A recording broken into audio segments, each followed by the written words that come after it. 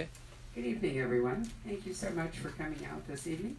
I am so delighted to welcome back Joe Kanon, one of my longtime friends. In fact, a friend since 1997. Yeah. To hear? Yeah. Can you hear now? Yeah. It's actually for the video.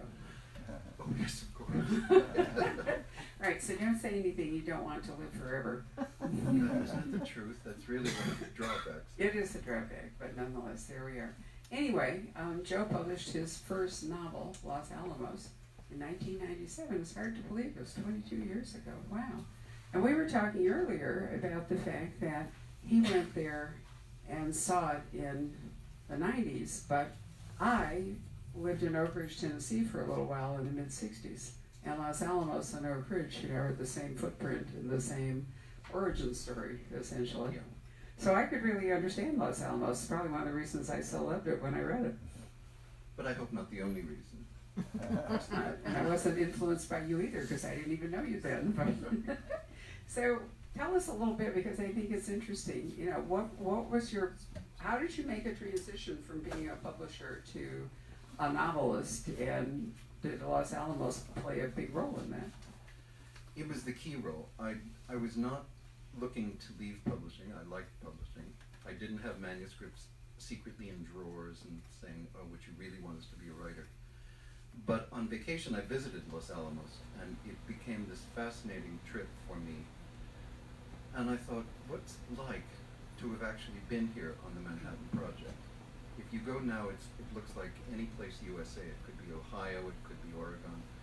But in the 40s, when the Manhattan Project was there, it was the most secret place on earth. It did not technically exist. It wasn't on any maps. You couldn't have a driver's license in your own name. And you know, if you signed on to the project, you didn't go home for Thanksgiving. You didn't go home at all. Nobody knew where you were. And I thought, what's it like to drop off the planet that way? And then I had, Barbara has heard so many times, this kind of light bulb over the head moment where I thought, what would have happened if there'd been a crime? How would they solve it in a place that does not technically exist? It's not there. You can't ask the police to come up to investigate. So how do you do that? That seemed to me an interesting, intriguing premise. I was still in publishing, and I thought, oh, it's a good idea. Who can I give it to? You know, what writer is between ideas and could use the help, etc. But it so happened that it didn't. And it was also the 50th, this was 1995, and it was the 50th anniversary of Hiroshima.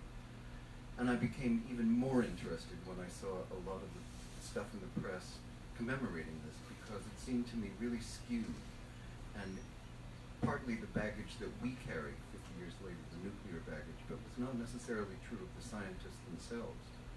And I thought, well, you know, the average age, what really happened there was not Dr. Strangelove going to the desert, plotting the end of the world. What happened there was that the average age of the scientists was 27.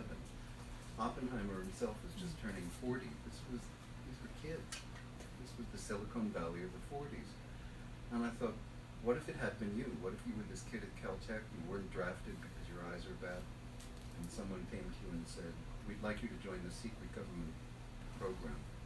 You can't tell anyone, we don't know how long it's going to last, but you will be with the top 50 scientists in your field, and in those days there were only about 50. You will maybe win a Nobel Prize. You'll be with other Nobel Prize winners. You will cross a frontier of science, and you'll win the war for us. And I thought, well, I would have said yes, and I'd be one of those people that they were now writing about. That seemed to me an irresistible subject, and so I wrote it. Oh, what a long-winded answer. I'm sorry, No, it's a great answer. And you know, one of the things that I didn't discuss with you earlier, but I thought was an imperative in the book, is that it's virtually impossible to create something like that and then not actually try it.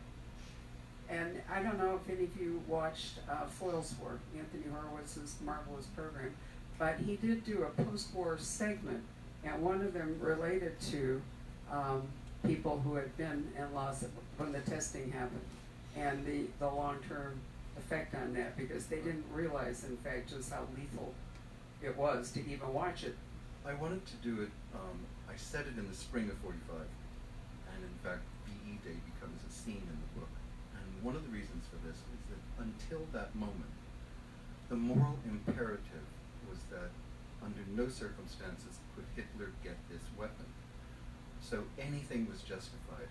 It was known perfectly well in Germany as well as anywhere that was part of the modern scientific community that such a thing was possible.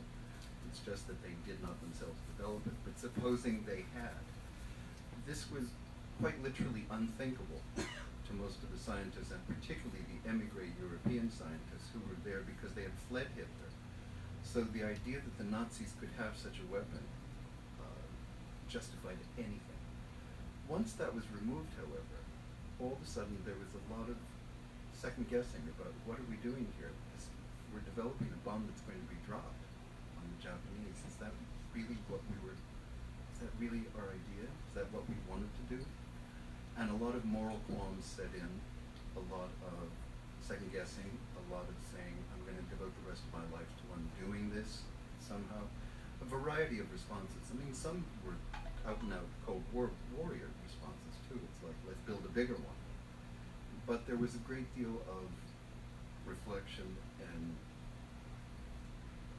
I think trying to find one's way through a kind of moral maze. You know, I said to Barbara at one point, we were talking about this earlier in the car, and I said, you know, to me the great theme, and look at it from different angles, but the great theme in this story is what happens when supposedly good people do the right thing for all the right reasons, and yet create this appalling legacy that we're still living under that mushroom cloud.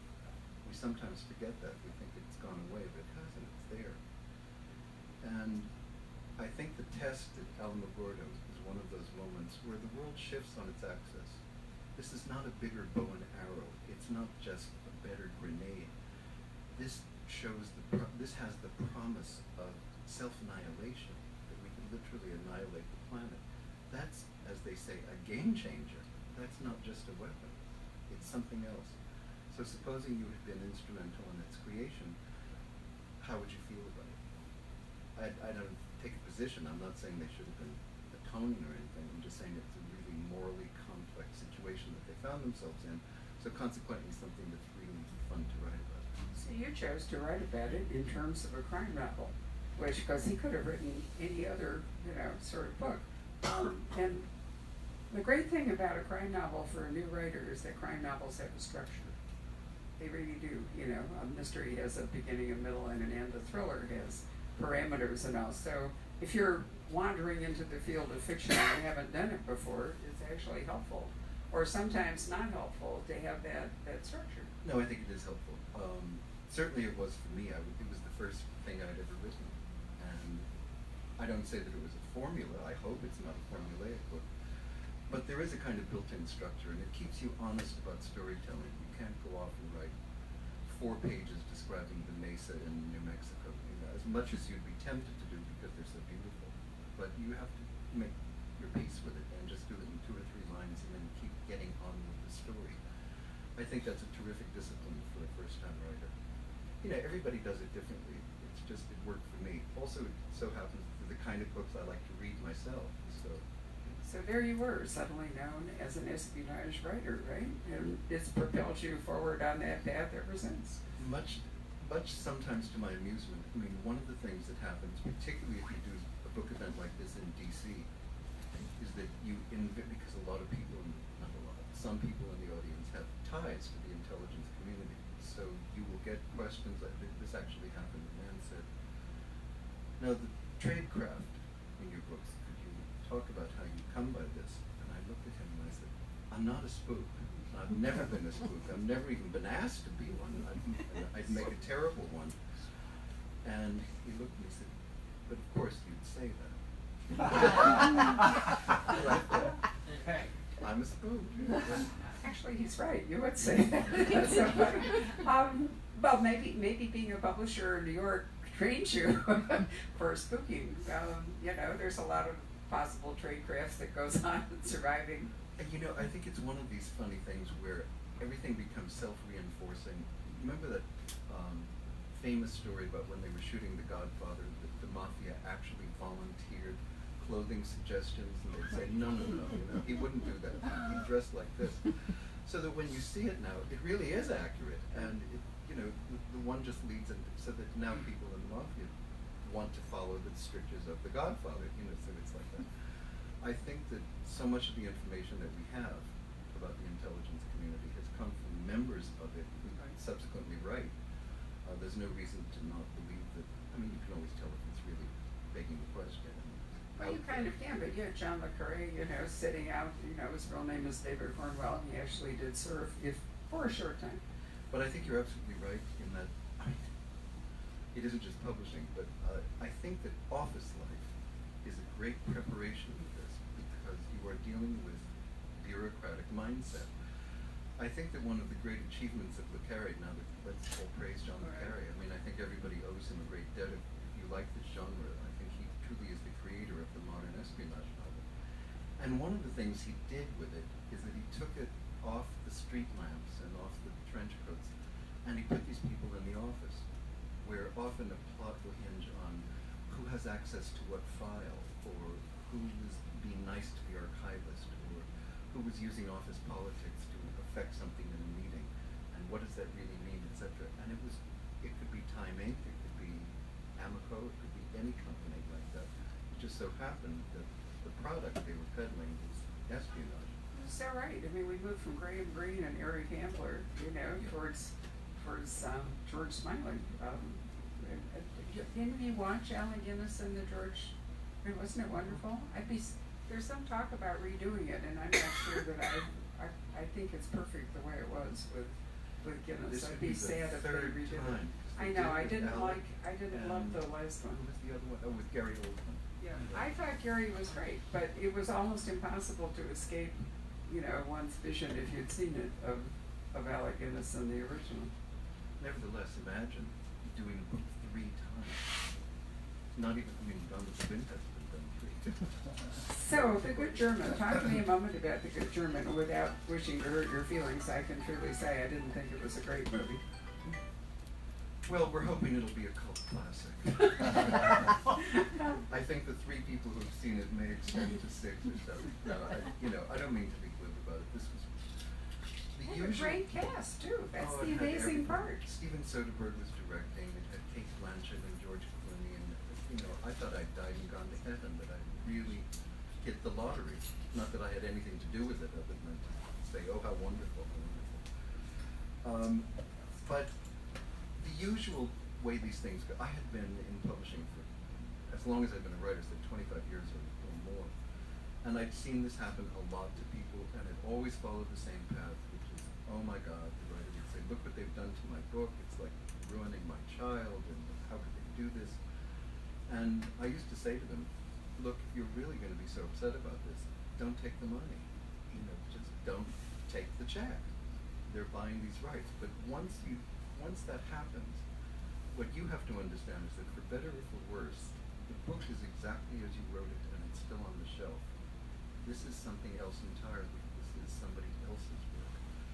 And it's wonderful if it remains faithful and true to its source material, but really all that matters is, no matter what material they're using, have they stitched it together to make a really effective film? And then could I put George Clooney on the paperback edition? That's the publisher in you speaking, right? But it didn't quite happen that way, and I think that the script had a lot of holes. So I'm not coming, I hope, across as one of those writers who say, oh, look what they did to my book. I was perfectly happy for it not to be faithful to the book. It just didn't work as a movie, and I'm sorry. I'm regretful because the number of talented people involved. It was really an A-list team. I was lucky in 2 ways. I got to go to the set for a few days because I wanted to see that. And that proved to be a real boon to me because I was at that point in the throes of researching a novel about Hollywood during the war. And one of the things that had drawn Soderbergh to this material is that he wanted to make a Studio 40s movie, the way it would have been done then, on sound stages of the back lot, even to the extent of using camera lenses that would have been available in 1945, that sort of thing. So this was a perfect piece of material because they were all dressed in 1945 clothes, and I watched for several days the actual shooting of a movie exactly the way it would have happened in the book that I was about to write. So this was almost an invaluable piece of, well, they didn't know this, but it was invaluable to me. So I will never say a bad thing about it. I hope that maybe 20 years from now we'll look at it and say, you know, we never really understood how ahead of its time that movie was. But I somehow suspect that won't be true. But as long as we're on this, everybody likes a Hollywood anecdote, so I will tell you one. They would often, the writer never talked to me directly because he would prefer that I not really be alive, you know, it was said to be his thing. Which I understood, it was fine by me, but the producer would be a go-between, and he'd come in between and say, you know, Stephen, sort of, everybody's the first name after about 5 minutes. You know, and he would email me and he'd say, you know how Stephen is concerned about the historical accuracy, and so if I asked a few questions, would you help? And I said, oh, sure. So I did, and it would be things like, were there sector barriers in Berlin at that time, you know, were there fences you had to go through, and et cetera, et cetera.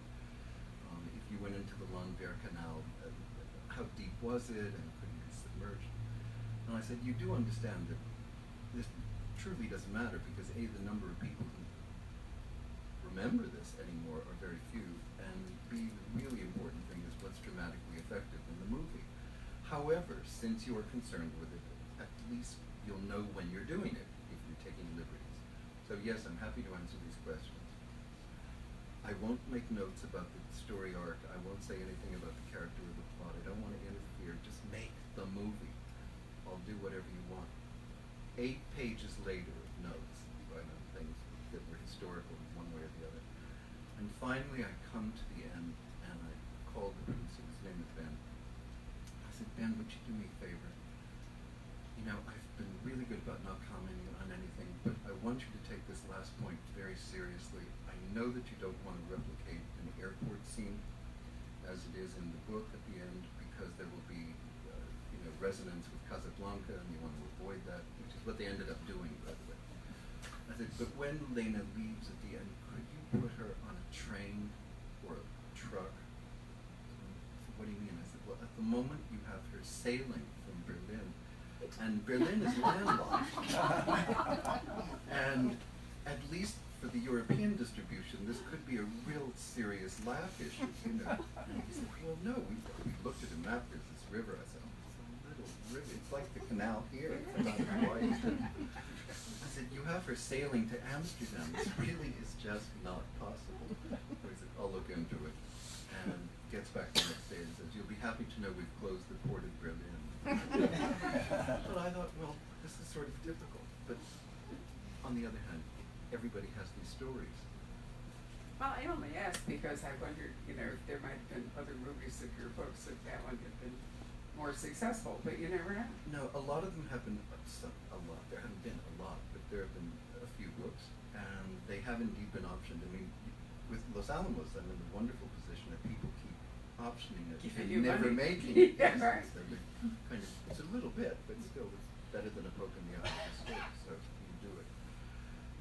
Currently, Istanbul Passage has been optioned for a series, a limited series. You know, that would be a way better way to do Istanbul. If any of you read Istanbul Passage, one of my favorites of Joe's books, possibly because I also love Istanbul, but I think the story is such that serial television would be way superior than a short movie.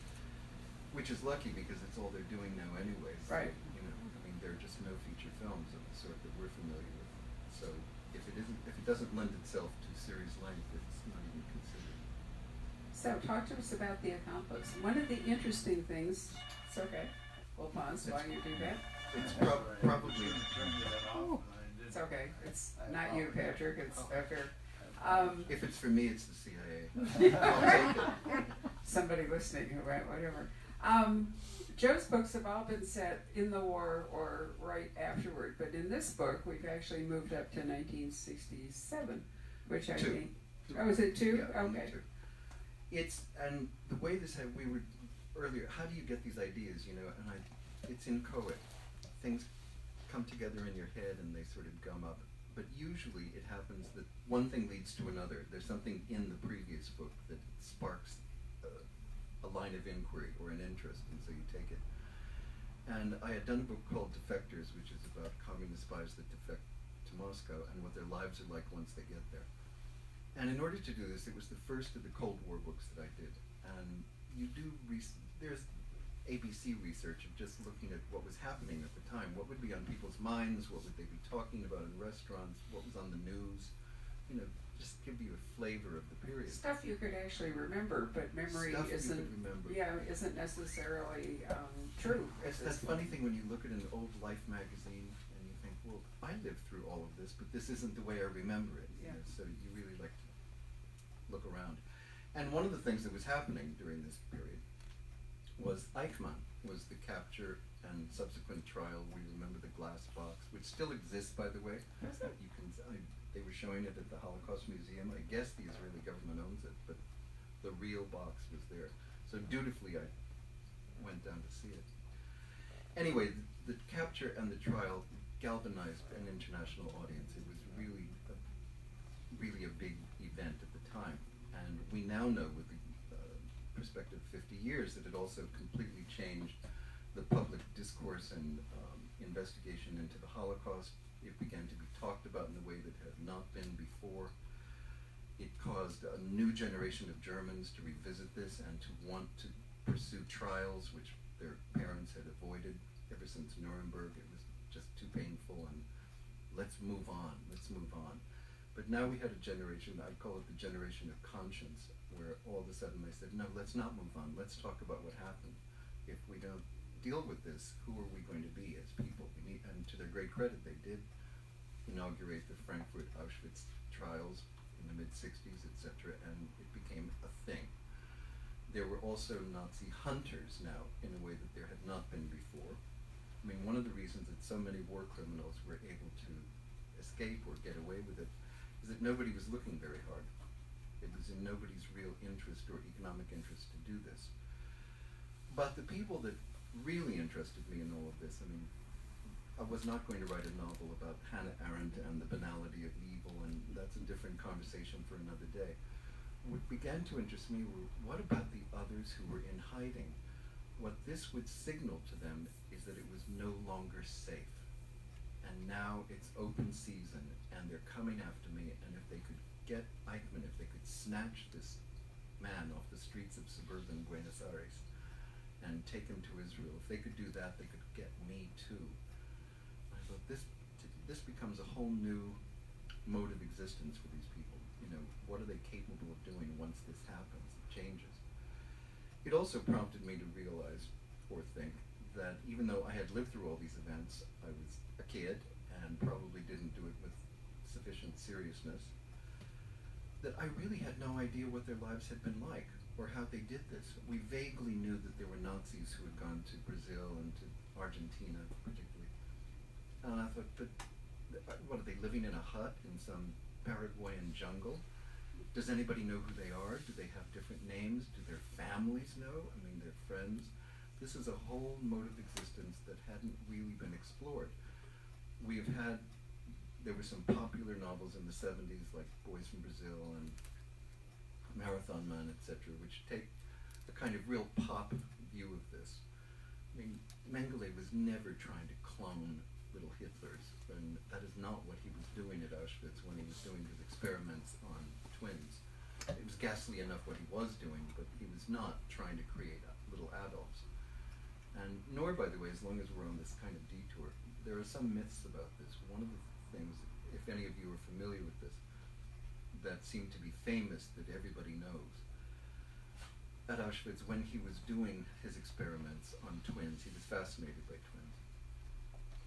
He would inject, it was thought, dye into their eyes to see if he could change the color of the iris so that they could be blue-eyed Aryan people. But he wasn't really injecting dye. He may have been completely batty and evil, but he wasn't necessarily as stupid as that. He was not injecting blue dye hoping that it was going to change the eye. He did inject into the eyes, but it would be to see the effect of substances like adrenaline or various proteins that would be put in just to understand the composition of the eye and to do this. He would send all of his reports faithfully to the Institute for race anthropology in Dahlem, and somebody would duly record some of these absolutely nutty kind of measurements that he would take. And there was the famous episode where, because they were interested in eyes, one of the functionaries at Auschwitz said, "Oh, this is a box that's being sent to Berlin," and she opened it and looked at it, and it's a whole box of eyes, in little vials, and she promptly closed it and put it on its way. Anyway, how do I start this? I don't mean to get lost in these little minutiae, but anyway, what I thought was so interesting is how they actually managed to create another life for themselves. We're not talking about people who felt sorry, and we're not talking about people who thought they deserved to be put on trial. What they knew was that the Allies had made a policy decision to label them war criminals, whether they felt they were or not, and that the Allies, having won, were going to have these trials and indeed execute people that were found guilty of war crimes. So it behooved them to skedaddle. I mean, they just had to get out of there. They did not want to be one of the people swept up in the Nuremberg thing. And then you get to the next question. How do you do that? In all the chaos of post-war Europe, we think it's so easy to slip under the radar. We think it's so easy to get away. It's not so easy. You need help. Lots and lots of help, and people in high places to help. There was never an Odessa organization as features in the popular novel. That was just magnifying a kind of quasi, not really official situation that did exist. The difference is that in that book, it is thought that a whole group of Wehrmacht officers, or rather SS officers, are organizing these rat lines, as they indeed in real life were called, to get these people out. That's not who was doing it. The people who were doing it happened to be highly placed people in the church. Practically every line of inquiry about helping Nazis to get to South America begins and ends at the Vatican. And this is where this was happening. Much to my surprise, which I was completely unaware of until I got into this and started researching, is how much the Argentines themselves were involved. It isn't just that they turned a blind eye and said, well, all right, we were fascist dictators ourselves, so we're just not going to say much about this. They were actively recruiting a lot of these people. They were actively helping them to get into the country, even violating Argentinian law. They would have passports, not passports, but landing permits issued under false names knowingly. And how much did Perón know? We can only assume that Perón knew a lot, because after 1955, when he's finally ousted, there's another one of these take a deep breath moments in the German community in Argentina, because they're no longer protected. Anyway, the involvement of the Argentines in this was new to me. It was something that I wanted to write about in the book, because I think it's something that should be better known. Why would they do this? Sometimes there was the practical sense of it was a Luftwaffe ace, and they could help be a consultant to the Argentinian Air Force, and they would be useful to us. I mean, after all, America did the same thing. We took all the rocket scientists because they were useful to us. We protected Klaus Barbie and sent him to Bolivia and made sure that nobody touched him there, because he had provided anti-communist information or intelligence for us. But underlying all of this, not only the Argentinian attitude, but the church attitude, was that we had entered very, very quickly after the end of World War II into the next war, which was with the Soviet Union.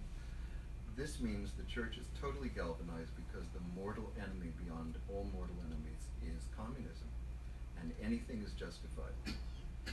So we get a lot of moral qualms that are simply swept under the rug. What did he do at Auschwitz? Well done. We're not going to talk about that now. He is an anti-fascist, an anti-communist fighter, i.e. he was a fascist. But that's all right, because we'd rather have that than the other. On Argentina's side, we have this notion, particularly in the immediate post-war years. Perón is elected president in February, I think, 46. Up until then, he had just been one of the number of colonels in a junta. But now he's truly dictator. And from that moment on, the floodgates open. I mean, we're talking about maybe as many as thousands of people left Germany and Austria and Croatia and wherever there had been fascist regimes, and ended up in Argentina, sometimes with jobs provided, certainly with entry passes provided. A lot of this was known. So why did he do it? Well, there was some notion immediately after that because they had been a neutral, Catholic, anti-communist country, that they could form part of a bulwark in this new war that was almost certain to break out any minute between America and Russia, and they would become a player, kind of part of a great triangle in world affairs.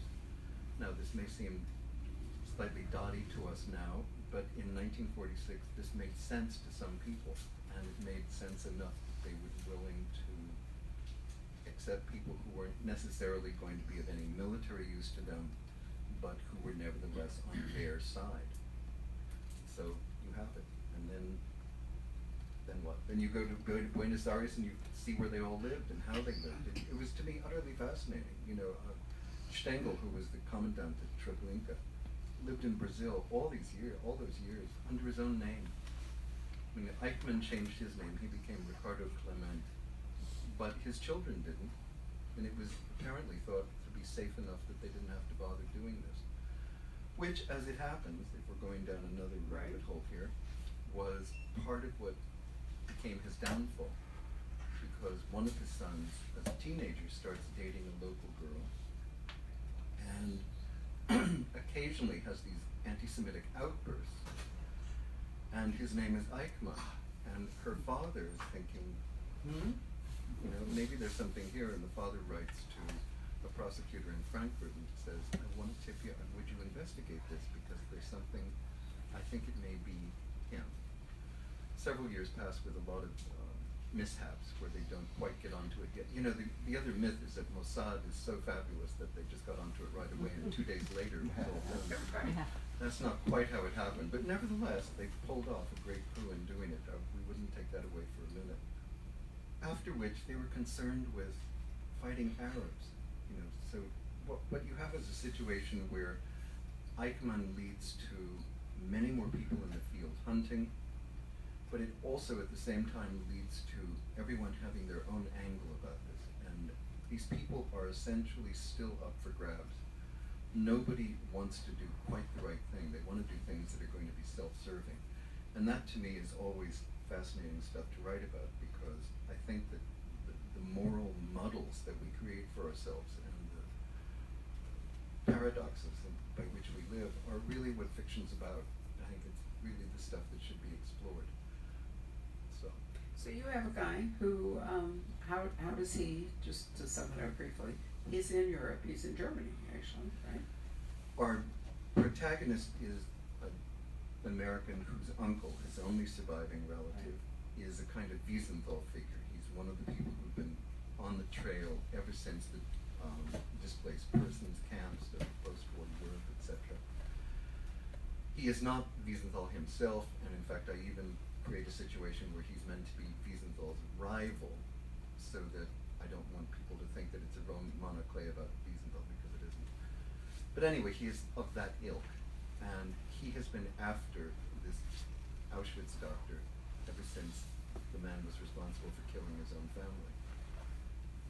He has never succeeded, and now he's dying, and he asks his nephew, our American protagonist, please do this for me, please, because here's the clue, and I know he's there, and we owe it to the world, you know, we have to do it. There are many reasons why he's compelled to do it. And sure enough, he does, and goes to Buenos Aires on the hunt of this man. Therein lies the story. But some of the moral complexities are that who else is looking? And what is this man capable of? I mean, I wanted to portray a person, that is to say the war criminal himself, that every time we get close enough to see a human side to this, and to see that everybody's more complicated than we'd like to think they are, there's a moment when you pull back and say, but he's still this person. He is still a murderer. He is still capable of doing this again. I wanted to create a truly evil character. Mhm. It's hard to do because you don't, if it's an evil person without any side to him, it becomes lopsided. It's just not real and it's not plausible.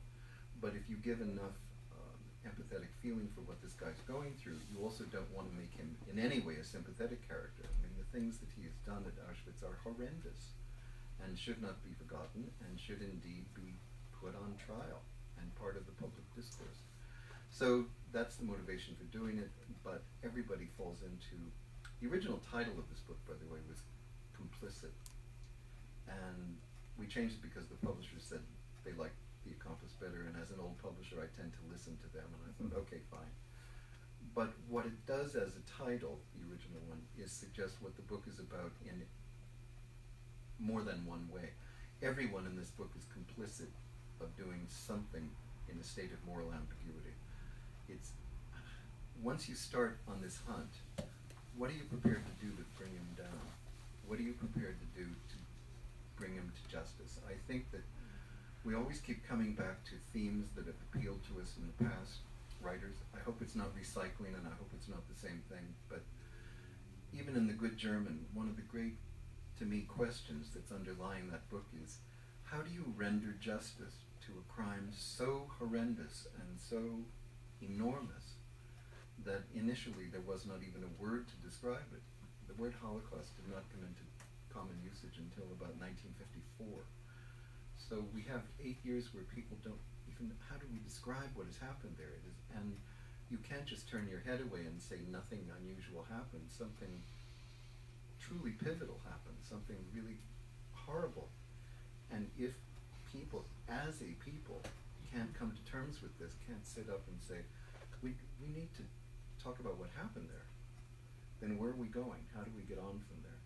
Anyway, that theme of rendering justice has always interested me. Who gets to do it? Who gets to decide? And what is the extent of the crime? How far up do you want to go, or how far down do you go? When does it become counterproductive? And when does it become vengeance? And maybe not justice at all? And is there a difference with certain people? Anyway, lots of questions. You're so Platonic. I mean, you know, that's Plato's pivotal question, you know, who shall govern the governors? He brought it up centuries back, you know, who does get to decide, and then who gets to, you know, decide over them. That's where we are at the moment. We're in a Platonic moment as we are heading into impeachment and so forth. And, you know, I find it really interesting. Not long ago, maybe it was even in the last month, the Spanish have now dug up Franco from his monumental grave and decided that he does not deserve this honor, and they're going to reinter him. So they are rewriting, in fact, you know, part of their history.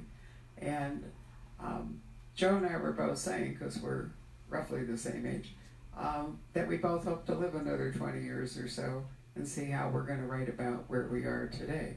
So even though Joe's book might be set in 1962, what he's writing about is right with us, right this minute. I would really like another 25 years. Me too. I mean, Not sure if I do. anyway. I'm not. Yes, you do. Because then we look back and we say, what in God's name were they thinking?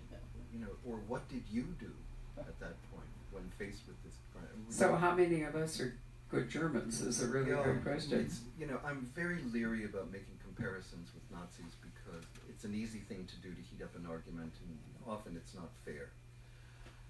And the Nazis are very specific to time and place. Nevertheless, there are these, how shall I say, lessons that might be taken more seriously. I mean, I don't think that history repeats itself, but it often comes close to doing so. And in any case, you can ask some provocative questions by looking at it. And supposing it had been you, this is one of the great questions that fiction always addresses. And supposing you had been a decent German in the early 30s and your society had been hijacked by gangsters, what do? Do you emigrate? I mean, was that really an option for you? I mean, for a lot of people it became a necessary option because they were threatened with their very lives. But most people in Germany weren't. there are careers to be made, there's ambition to be fulfilled, it's, oh, maybe this will go away and then I'll get my life back, and it's one thing after another, until all of a sudden, somebody once said to me, but how do you think the Holocaust happened? And I said, a little bit at a time. It was just one day. What's the new normal? What's the new normal? And one of the things you take away from reading about the camps and Auschwitz, and it's always difficult to do this because it's really hard reading. But there is this theme again of what becomes accepted by your peers. What is the society saying is okay to do? And people go along, and they do it. People you wouldn't ever think of it. Let's take an example very close to home. I mean, I don't know that any of the people involved in the border situation would dream of separating children from parents. That's a horrific thing. These are often perfectly decent people who wouldn't, I mean, if you suggested that their own children should be taken away from them, would think that you're mad, crazy. But they're doing it. So who makes it okay? On that cheery note, no, I do think that these are really important questions. And one of the reasons to read fiction, I think, is to see the world reflected in it, our world or other worlds, and ask ourselves, it's if you think about, the whole quest story, which is, one of the great forms of fiction, what would you do if, you were, think about, The Hobbit, what would you do if, you were little Frodo, and there it was. Would you rise to it or not? Somebody once said there are two stories. A man goes on a trip, a man comes home. It starts with either direction. Right. So, Joe, I hope, is working on another book. I always like to ask that question so we leave here feeling cheered. We have to, because we want to make 25 more years so we can look back at this time. So, no, I love doing it, and as long as I'm able, I of course want to do a new book. You want to know where it's set? Well, Joe always goes to the place he writes about. That's one of the things that I especially love about his books. It's not a Google Maps, opportunity to visit Buenos Aires. He actually goes. So I often think that he sets his books in places he wants to go visit. I do. I think it's a great. In fact, I've just been to China, and I'm thinking a lot about Shanghai, so we can always go back there. But the next book is, I believe, going to be set, in Berlin. I find this is, I've written about it before, but it's just an endless source of interest and fascination for me. I think it's a really great place to write about. And I had written in The Good German about 1945, the immediate aftermath of the war. Then in leaving Berlin, we come up to the airlift in 48. Now I think it's time to deal with the wall and the other seminal event that happened in its history. So this will be Berlin in the 60s from the east side. Uh-huh. The DDR. All that? Wow. Actually, And when I'm I not was... a Stasi either. No, you sure? You were not a member of the... Right?